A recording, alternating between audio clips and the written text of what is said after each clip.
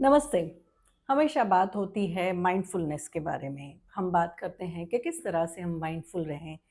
और माइंडफुलनेस का मतलब है कि अवेयरनेस को बढ़ाना, अपनी जागृति को बढ़ाना।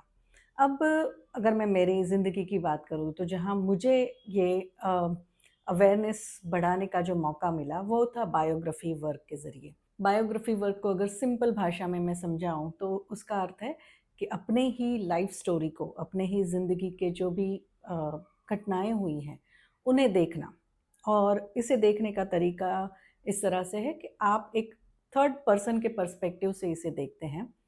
और इसमें जो टूल्स हैं, वो इतने मज़ेदार हैं, इतने सिंपल हैं कि हम अपने आप ही वो जो नज़रिया है, अपने आप ही हमारा वो आ जाता है, जहाँ कोई भी प्रयत्न किए बिना, ज़्यादा एफ़र्ट लगाए बिना, हम ईज़िली अपनी ज़िंदगी के घटनाओं को देख सकते हैं और ना ही सिर्फ़ देखना, बट उनमें क्या-क्या कनेक्शन है, स्पिरिचुअल एस्पेक्ट उसमें क्या है, किस तरह से हम किसी न किसी पैटर्न में ही जीते रहते हैं। इन सभी चीज़ों को देखना मेरे लिए एक बहुत ही सुनहरा मौका था जब मैंने ये बायोग्राफ़ी वर्क किया था और पूरा कोर्स था ऑफ़ कोर्स 9 मॉड्यूल्स से और हर एक मॉड्यूल में कुछ न कुछ नया सीखने को मिलता था और उसके ज़रिए मेरी अपनी माइंडफुलनेस और मेरी अवेयरनेस काफ़ी बढ़ गई और क्योंकि यहाँ पर it was something which was very easy to understand क्योंकि अपनी ही ज़िंदगी के जो भी घटनाएँ हैं उसे देखना है और उनके ज़रिए हम अपने आप को भी हमारे लाइक्स, डिसलाइक्स को, हमारी जो भी कुछ परेशानियाँ होती हैं, इन सभी को आसानी से एक ऐसे व्यक्ति की तरह देखना सीख लेते हैं जो कि उसमें इन्वॉल्व नहीं है और यही है अवेयरनेस, यही है माइंडफुलनेस और जब ये प्रैक्टिस मतलब जब कोर्स चल रहा था तो उसके साथ ही ऐसी भी अवेयरनेस होने लगी, ऐसी भी माइंडफुलनेस प्रैक्टिसेस होने लगी कि जिसके ज़रिए हर क्षण में कैसे हम माइंडफुल रहें, इसका भी मुझे ज्ञान होने लगा और जितनी प्रैक्टिस बढ़ती गई उसके साथ ही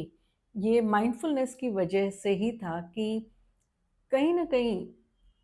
डिफ़िकल्ट सिचुएशंस में, चैलेंजिंग जब भी सिचुएशंस आती थी, उनमें से भी बाहर निकलना आसान हो गया। टफ़ से टफ़ सिचुएशन में से भी कैसे बाहर निकला जाए। So yes that was the way biography work helped me और I would say that it was an amazing journey. मतलब वो मॉड्यूल्स को सीखना और साथ ही अपने आप को भी ग्रो होते हुए, डेवलप होते हुए देखना। So this was something that I wanted to share with all of you that it is very easy tools and beautiful tools which help us understand